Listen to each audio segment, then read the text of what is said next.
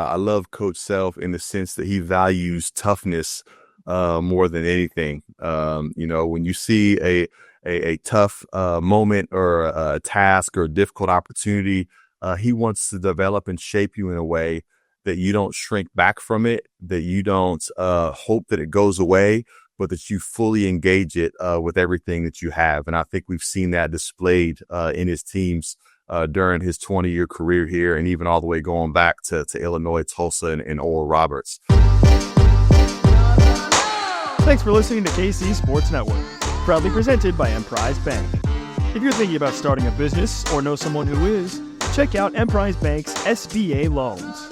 It's always good to know your options, and they can be your partner in possible. Fade all who enter. Beware of this podcast. That's right. This is the Fade podcast on the Kansas City Sports Network. I'm Nick Springer here with Kevin Flaherty. We're brought to you by Emprise Bank, partner all things possible, member FDIC. I am at the NFL Combine right now, going to be covering all four of the KU players that are here. They're going to be speaking throughout the weekend, so you'll definitely want to be tuned into our YouTube channel at Kansas Jayhawks KCSN to see and hear from Devin Neal, Kobe Bryant, Mello Dotson, and Logan Brown. Also, we have a special podcast coming up with interviews from different NFL draft analysts with their takes on those four players and what kind of impact and role they might have in the NFL. So tons of NFL Combine content coming your way later this weekend. So be sure to be on the lookout for that on our YouTube channel and also on audio as well. So that being said, you can keep an eye out for that stuff. Also, though, for this show right now, we're going to be talking some Kansas basketball, and very, very excited to say that coming up later on the show, we'll be joined by a very special guest, the one and only Wayne Simien will be on the show later on, coming up here in a little bit to talk to us about all kinds of different stuff relating to KU, as well as a LeaderCast. And LeaderCast is a special event coming to Kansas City April 8th. So coming up in about 5 weeks from now at the Midland Theater in Kansas City. Wayne Simien is going to be a part of that. It's an excellent opportunity for people to learn more about leadership in the world of sports and outside the world of sports. They have an incredible list of leaders.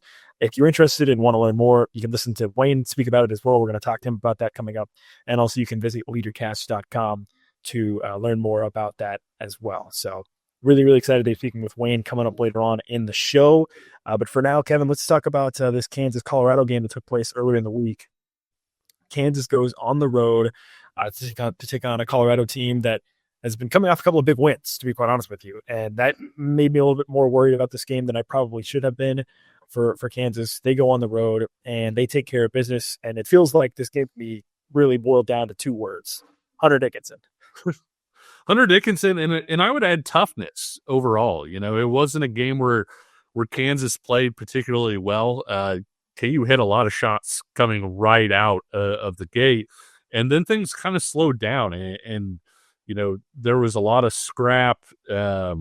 Kansas again got kind of its brow beaten in on the glass, which is an issue. But even with all of that, and even with giving up the offensive rebounds that they did, Nick, they still allowed under 0.9 points per possession. And so when you're doing that, you're usually defending pretty well. It was a Bill Self type game, and you and I talked about this right before we went on, and that a lot of coaches, they're excited. Hey, we won by 20, whatever. You win by 20, Bill Self's like, well, we made shots, so we won by 20. He's kind of nonplussed by it. What really gets Bill Self excited is when things go wrong, when your team isn't making shots, when things are going against you, fatigue at altitude, all of the different things that you can put on it, and you still find a way to execute down the stretch. And you talking about Hunter Dickinson is apt, but they also executed down the stretch. And I like your point overall about Colorado too, Nick. Colorado is a team that had won its last three home games. Was a game against Houston that was pretty much exactly like the KU game, where Houston wound up winning, but it was really close down the stretch, and Houston made the plays late. Wound up beating Baylor and I think UCF as well in Boulder. So this is a Colorado team that coming in was playing pretty well at home, and so I know a lot of people kind of want to poo-poo or whatever, however you want to put it, talk down the win as, it's Colorado. Colorado was playing pretty good basketball in Boulder. It was Kansas' second game in 3 days. It was a game that finished up after midnight Kansas time. You're playing at altitude. Kansas was very apparently fatigued. I know, Nick, with you really honing in on the first half, you could even see elements of fatigue in the first half with the way Kansas was playing. And so to power through all of that and find a way to win, I'm not saying it's a turning point, but we've talked all along about, hey, stack games, right? And so the Oklahoma State game, Kansas really coming out and taking care of business. The Colorado game, finding a way to win on the road in less than ideal conditions. Now you get a Texas Tech team coming in that is a little bit walking wounded, but still playing well, really threw a scare into Houston before ultimately falling in that one. You have a chance to maybe stack some positive results here, where if you do, Kansas could be heading into March, with the right kind of momentum. Kansas is now 2-0, Kevin. They're 2-0. The Jayhawks, you cowards. They are 2-0 to start the new season. Undefeated so far. Listen, you heard it here first. Undefeated to this point in the season. But yeah, I did want to touch on Hunter Dickinson a little bit more. I mean, unbelievable game for him, right? 32 points and 13 rebounds in the game. He was outstanding in the first half. And really, as part of this whole new season narrative that Kansas has sort of started to develop with Bill Self and his team, it's been Hunter Dickinson. He looks like a reinvigorated player. He looks like a new player. He looks like he has that extra fire in him. And one of the things we talked about during the course of when KU continued to kind of flounder a little bit early in February is just didn't feel like the team was having fun playing the game. It didn't feel like these guys were excited to play. And it feels like Hunter Dickinson has taken that message a little bit personally, and he's really looking like he's having fun out there and doing what he does best and leading the team, which is really, really impressive to see. So tip of the cap to Hunter Dickinson for the way he played. I know people will still get on him about whatever, this, that, or the other. He's one of the centerpieces of this team, right? And I think sort of the biggest thing that I circle back to with him is he can be your second best player, your second best guy. In 2025, I don't know if your 5-man can be your number one guy. So that kind of leads into my second point here, which is, as great as Hunter Dickinson is, Zeke Mayo needs to figure it out before the calendar flips into March. So within the next 3 days, he's got to figure it out. Another game where he was not very effective from the outside. He's got to find a way to capture what he does at home at Allen Fieldhouse and take that with him on the road. Because, people say tournament games aren't played at Allen Fieldhouse, which is true. They also aren't played as true road games, which is going to, I think, help Zeke Mayo as well. But he's got to figure it out, man, because I think when it gets to the NCAA tournament, Hunter Dickinson is a guy you can game plan for. He's a guy that you can play to try to limit him, right? You need somebody from the outside, and you start to look around. Zeke Mayo is that guy, I think. I mean, Rylan Griffin, we could have the conversation about whether or not that could be him. For now, it looks like it's Zeke Mayo, and he's not doing it away from home. And so, again, I'm looking at him saying, you got to figure that out. Yeah, I would agree with that. I think a big part of the reason Kansas beat Colorado too was KJ Adams chipping in, scoring the way that he did. And the reason he had to was because, Zeke was kind of struggling. I will say, I put out something, I think, heading into the Colorado game, KJ was shooting something like 64% over his last 5 games. Now I would guess after that Colorado game, he's over 65% over his last 6 games. And I bring that up not to say, hey, KJ's a star. Hey, you need KJ to score 15 points. But, Nick, I think one of the things that people kind of rightfully got on KJ about a little bit is the 2 previous years, right? When he kind of emerged as had to play the 5 because they didn't have other options in 23. And then in 24 last year when he averaged, I think, 12 points a game, 13 points a game, he shot over 60% from the floor. And so this year, not only are the production numbers down, he's taking fewer shots, which is part of it. But the other part is he hasn't been as efficient, right?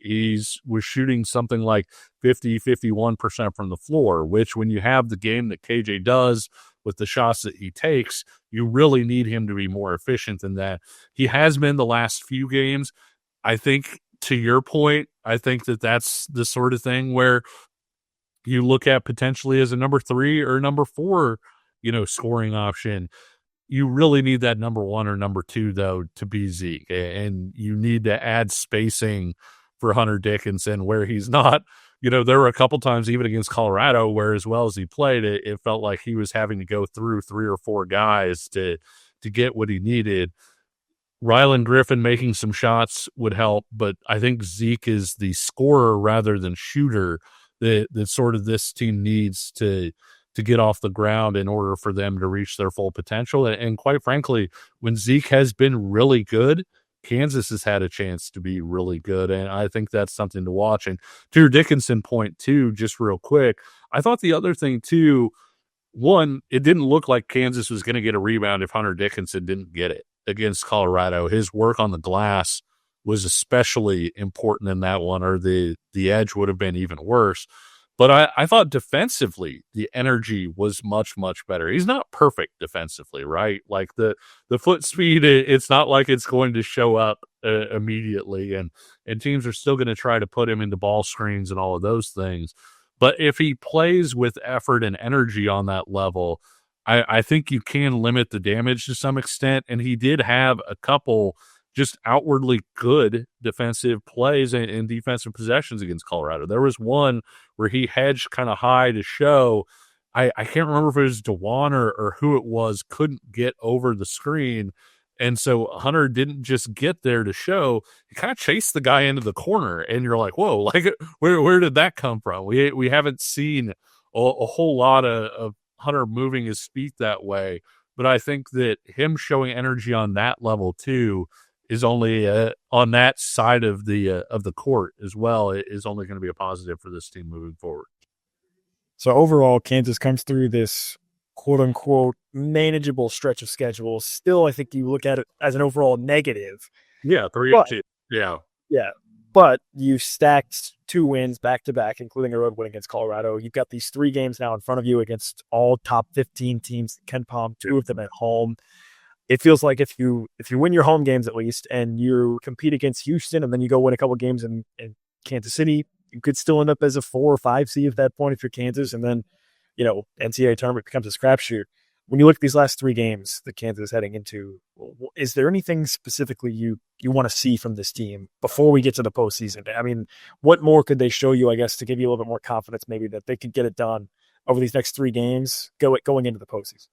I think they can win either home game, against either Tech or Arizona. And Kansas has shown this year that they get up really well for big home games. I think what I'm more interested to see, like they could win if they won both home games. I'm not saying you'd feel bad about it, right? Like everybody loses at Houston pretty much. I want to see them go to war at Houston. I think that's the thing that I want to see is win that game or not. I want to see you there in the final 5 minutes, and I want to see Houston fans in person sweating that game out because you're really battling. And I think that's where I would notice maybe a little bit of a change. And to your point about Zeke, man, like if Zeke wants to go for 20 at Houston, that would make me feel a lot better too. But I think as good as it would be to get either or even both of the Texas Tech Arizona games, we've seen Kansas be able to turn its dauber up, especially at home in big games. I would love to see them go up against Houston and really throw a fight in that one and enter the final few minutes with a chance to win that one. And if they find a way somehow to win at Houston, I'm not holding my breath. Again, Houston is incredible at home. They really are. But I think that just throwing in that kind of effort and being around in that kind of game would be like, okay, you just played a legitimate, top 3 team in college basketball, probably, to a standstill at their place. Maybe this team is getting to the point that they need to be to where you would feel okay about them, competing night in and night out in the NCAA tournament and potentially making a little bit of a run. Yeah, I agree with you. That Houston game does feel kind of like the linchpin, right? You don't necessarily have to go out and win it, but it feels like a great opportunity to make a statement of we're here, we're going to be competitive, we're going to fight, right? You're playing against, as you said, a team that's at this point almost a virtual lock to be a 1 seed in their house. Like you have a chance to really plant your flag. in that game. Again, even if you don't necessarily win it, right? I think you could still come out of that game positively, even if you lose, depending on how things play out in that one before Kansas heads into the postseason. So we'll see what happens on Saturday. Kansas and Texas Tech coming up. We're going to be talking about that show coming up later on afterwards. We won't be live post-game after that game, but we will be talking about it later on. There's tons of stuff happening right now. The first practice for Kansas football is about to start on Sunday as well. Obviously, I'm at the NFL Combine getting some stuff with Devin Neal, Logan Brown, as well as Kobe Bryant and Mello Dotson also. And coming up, we also have a very special guest that's going to be joining us. None other than Wayne Simien is going to be joining us to talk a little bit about his time at Kansas, some leadership aspects. He is going to be involved with the LeaderCast. It's a leadership conference coming to Kansas City on April 8th at the Midland Theater. You can check out leadercast.com. We're going to hear from Wayne and tell us a little bit more about what it's about and what his role is going to be and who all is going to be there as well. So check that out at leadercast.com. Before we do get to Wayne Simien, we also have to pay some bills, and that means we have to tell you about Home Field Apparel. You can shop Home Field Apparel at homefieldapparel.com. 130 plus other schools you can find there, including Kansas, of course. You can check that out and use code PAYHEED24, 15% off your first order over at homefieldapparel.com. What better time to be rocking great KU gear than Kansas basketball's turned it around a little bit. KU football, spring ball is about to start up as well. And you've got 4 young men at the Combine here that are expected to be drafted as well for Kansas. KU baseball off to a great start too. As well, yes. And Home Field Apparel, by the way, has a fantastic KU baseball t-shirt with the Jayhawks cursive on it. It's great. It gives off a lot of baseball vibes, but highly recommend it. So find that over at homefieldapparel.com and use that code PAYHEED24, 15% off your first order. And we're going to be talking with Wayne Simien coming up next. Looking for tickets for your next event? Tickets for Less is your number one source. Save big on every purchase when you use promo code KCSN at ticketsforless.com. This is a Fade podcast on the Kansas City Sports Network. I'm Nick Springer here with Kevin Flaherty. And as promised, we have a very special guest joining us today as well. None other than Wayne Simien himself, All-American at Kansas. Fantastic player, averaged over 20 points per game in his last season at KU as well. We're very grateful to Wayne for being here. Wayne, thanks so much for hopping on with us. Yeah, thanks for having me on, and thanks for all that you guys do to highlight Kansas athletics. Yeah, and we are going to talk about plenty about Kansas basketball, some of your time at Kansas as well. But I do want to first off kind of give you an opportunity to speak about an upcoming event that you're going to be a part of in Kansas City, the LeaderCast event. It's a cool event for building leadership in the communities. There's going to be tons of great speakers, and you're going to be a part of it. So tell us a little bit more about that and what your role is going to be and where people can find more about that.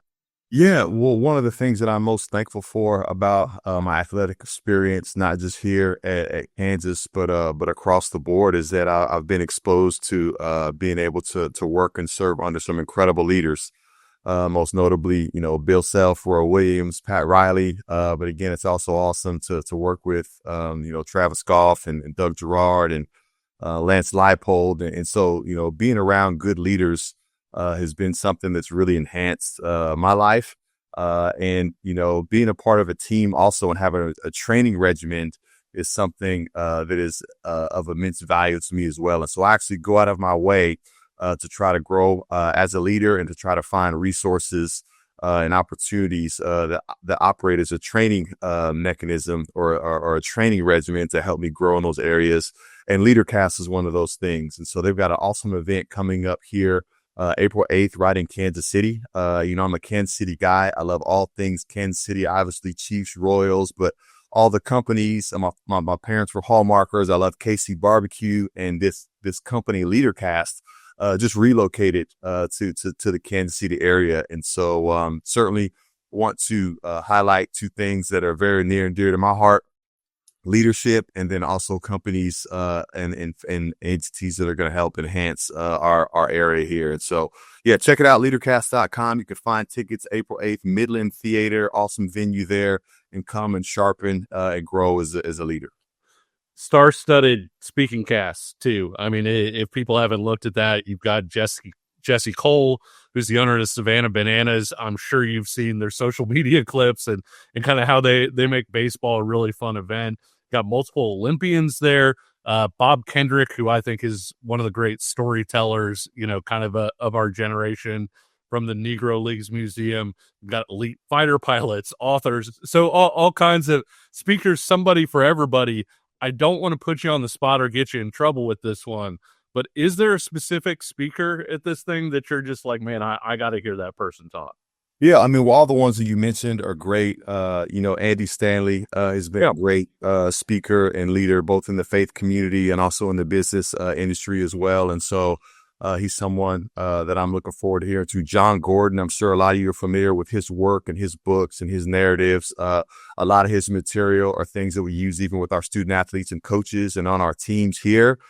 So as you mentioned, man, it is a star-studded list. Olympians, Dominic Dawes is going to be there as well.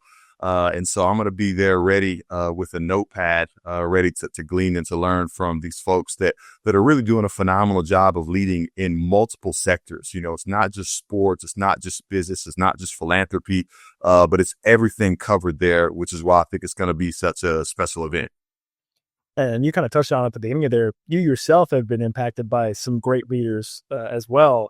I'd love to hear more about Roy Williams, Bill Self. What did those guys help you with that kind of got you impassioned about this and wanting to help other people learn about becoming more of a leadership role in different areas and whatnot?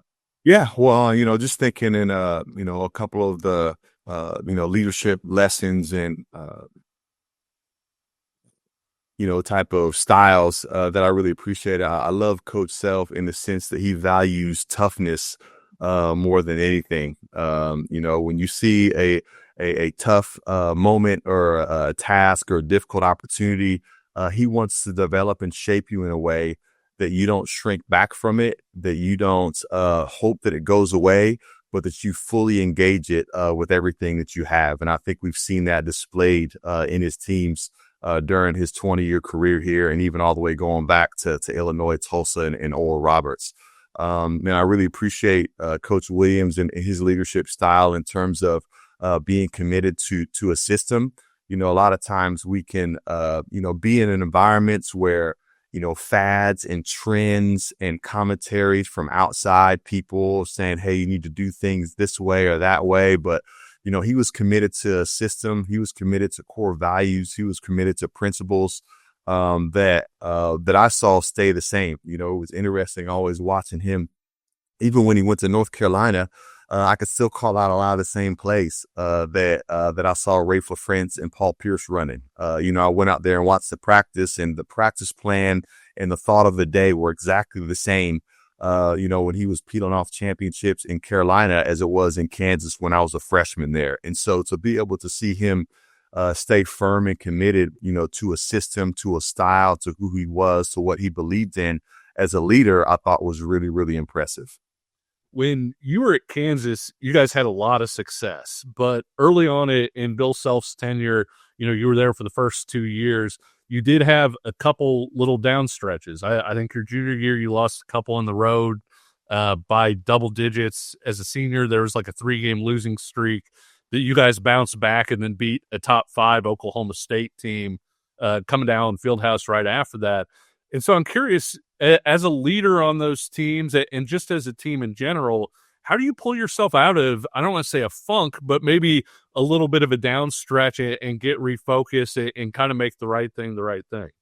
Yeah. Well, it's interesting. We've got the luxury here with Kansas basketball to call a 2-game losing streak at a down stretch. Eager to be able to call this year a down year, or Coach Self isn't having his best year. We're still going to win 20 games and make the tournament. Is a luxury that I think we take for granted. A lot of the time. But one of the things is every team is going to hit that. Whether it's early in the season, whether it's late in the season. Preparation is key. Buy-in is key. A lot of what you need to focus on, especially as an athlete, is your effort. Like, it all starts with your effort. You can have the scheme, you can have a bunch of personnel, that you're talking about, playing and scouts and different details like that. But if you don't bring an incredible amount of effort every single day, none of that stuff really matters. And so it's important not only, during those times when I was playing, over 20 years ago, but it's interesting to see how those are still the recipes for success and breaking out of a funk or getting out of a multi-game skid. that recipe hasn't changed much, even here as we see it in 2025. On the topic of leadership, one aspect that's kind of new for this era was a lot of new things in this era, but social media is one of them. So you guys talk about the impact of social media on players and whatnot. You didn't play with that, but how do you view that? Like how do you view trying to channel that outside noise, not pay too much attention to it, especially on social media nowadays and whatnot, versus in your locker room and trying to maintain what you want to do, on the court as players and as coaches? Yeah, I think outside noise has always existed. Whether it's social media, whether it's a newspaper, whether it's you going home and hearing from your friends and your family, and so I don't think that it's anything that's unique to this generation. Just the platform is a little bit different, you get a chance to control, what your eyes and your ears see and hear, and so it really has less to do with how much noise is out there. But it has more to do with a player and the team taking ownership in what they're going to allow to affect them. And, I think it's great because what it does is it provides the opportunity for a locker room to get really, really tight knit.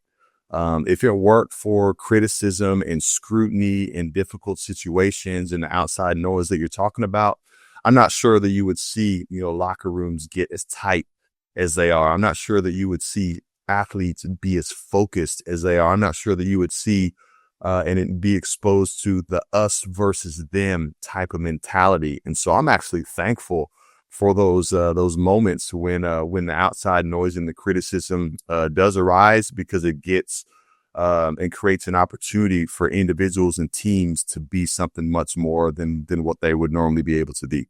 Bill Self says, no pressure, no diamonds, right? And so I think one of the things I did want to ask you about, though, I'm a fellow Sunflower League kid. Obviously, you played at Leavenworth and started at Leavenworth. At what the Sunflower League wasn't exempt from conference realignment either, man. That's that's a rough deal. But being a Leavenworth kid, when did you know you wanted to go to Kansas, and what was that recruiting process like with Roy Williams? What do you remember about that? Yeah, no, I love the Sunflower League. I love the Kansas City area. I love all things Kansas. Loved Leavenworth, where I grew up. You have the Army base there and the Hallmark factories and the prison system that was there, and it was just a perfect environment that exuded discipline, hard work, and respect. I can't think of a better place to have grown up. Matter of fact, I grew up most of my life not even knowing I was all that good at basketball, because my dad used to force me to go up on the Army base and play with the soldiers. And so I'm a junior high and high school kid just getting beat up and bullied by grown men, that are soldiers. And then, it wasn't until high school where I was like, okay, well, I might have a shot, to do something here. And, I grew up a fan first, of the Jayhawks. I remember, acting like I was, Richard Scott and Mark Randall and Danny Manning in my driveway. And so, and being a camper at Coach Williams basketball camp. So it was great starting out being a fan first. And then, probably about my sophomore year in high school is when I really started to excel basketball wise. And there were some doors and opportunities that opened up for me to be able to be a Jayhawk. And that was something that I couldn't turn down. When you were at KU, was there ever a moment when you realized, like, okay, this is what it's about? Like, this is what it's all about. This is sort of an aha moment, I guess, so to speak, for you when you were at Kansas? I'll say the first day on campus. I remember moving in for summer school into the Jayhawk Towers and, kind of shooing my parents away and hustling over to the field house, walking into Allen Fieldhouse. The lights weren't even on. It was midday, so the daylight was shining through the windows, which I absolutely love, which makes it one of the more special venues in college basketball. Obviously, people talk about the crowd noise and the fan, the experience, of course, but dude, like the windows, like on a day game, 2:30 tip is unreal.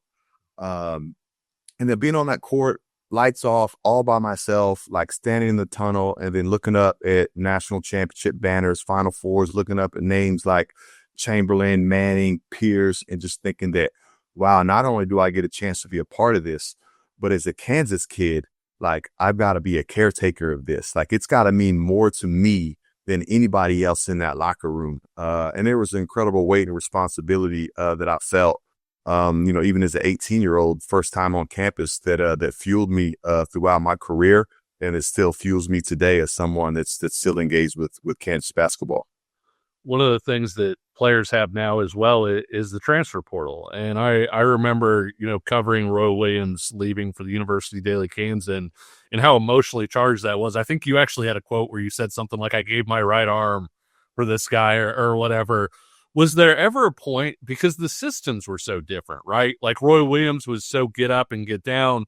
Bill Self's system was very different at that point in particular, because he was really, trying to preach defense and the toughness aspects and everything. Was there any point where you considered transferring, or was that just never anything that crossed your mind even with that? No, that was nothing that had ever crossed my mind. And I'll say that just for my entire class, which was Aaron Miles, Keith Langford, Mike Lee, Jeff Hawkins.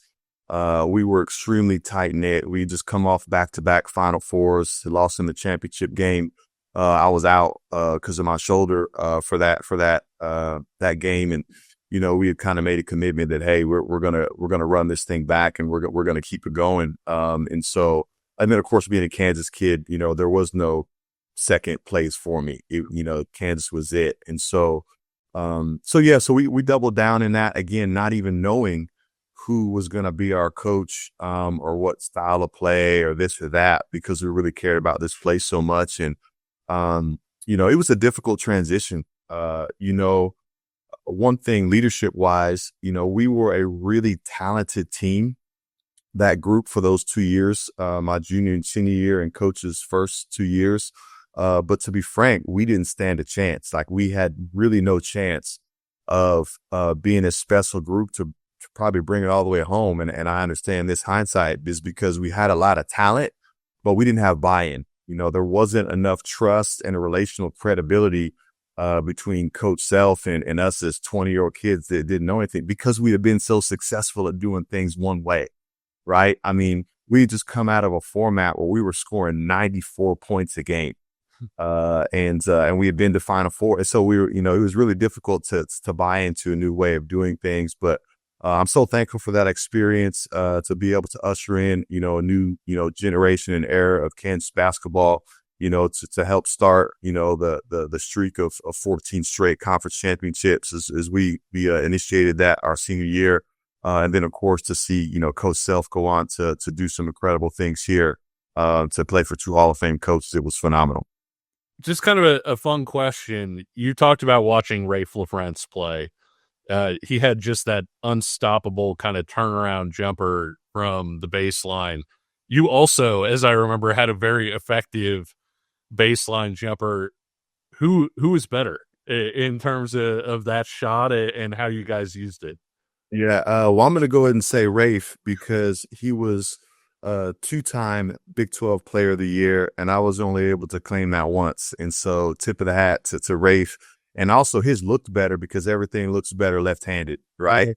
Yeah. And so he's probably one of the most underappreciated Jayhawks out there. As you think of some of the elite big guys that we've had come through here in the last 20, 30 years. He was one of the best to ever do it, and had an incredible professional career as well. And so, but I did appreciate that about his game, is that he did have a ferocity and an aggression about his game. Probably one of my favorite all-time plays is when he caught the tip dunk against Mizzou, streaming down the lane with the left hand. It was ferocious, but yet he still obtained enough touch, 12 to 15 feet around the basket, to avoid the double team or to catch and shoot. He was pretty special to watch, and someone that I emulated in my game after. And then, I get a chance to get on campus, and next thing you know, I got to go against Drew Good and Nick Collison every single day, which, when I finally did sub into the game, it was like a day off, because, I've got two other guys that were conference player of the year and first team All-American, and have their jerseys hanging in the rafter. I had to go against those guys every day. And so I'm thankful for all those Jayhawks that came before me. And it's fun to watch a lot of good Jayhawks continually, even with the bigs that we have. And, it's really fun to see a young guy like Flaherty and think about what's possible for him, over the next several years. Wayne, we appreciate your time so much. I'll just leave you with this one final question. What's your favorite memory or favorite story you have from your playing time at KU that you'd like to share about when you were there? Yeah, well, there's a lot that comes to mind. We just finished up, that Oklahoma State game a couple Saturdays ago, and that one always, hits a little bit different when they're in town late in the conference season. As you mentioned earlier, my senior year, we had a tough little stretch there. I think we lost maybe 3 out of 4. We were still fighting neck and neck to be able to secure the conference championship. And Oklahoma State came into the field house ranked ahead of us. They had a great player, Joey Graham, who was, in contention for conference player of the year. Basically, whoever won that game was going to win the league. And whichever player had the better game was going to be player of the year in the conference. And so that was pretty special, especially since they whooped us pretty good down there the year before, which was Coach Self's first year going back to his alma mater. And I know that our group, particularly our senior class, took that personal, and we didn't want to see him have to experience that. So it was kind of a get back game. So yeah, real epic game. The fog was unreal during that stretch. And so I think I'll say that game just because we just finished playing them last week. He is Wayne Simien. Be sure to check out the LeaderCast event as well, coming up April 8th at the Midland Theater in Kansas City. You can check out leadercast.com for more information about that. Wayne will be a part of that as well. Wayne, thanks so much for your time. Rock Chalk, and hopefully we'll get to talk to you again soon. Yeah, thanks, guys. Rock Chalk.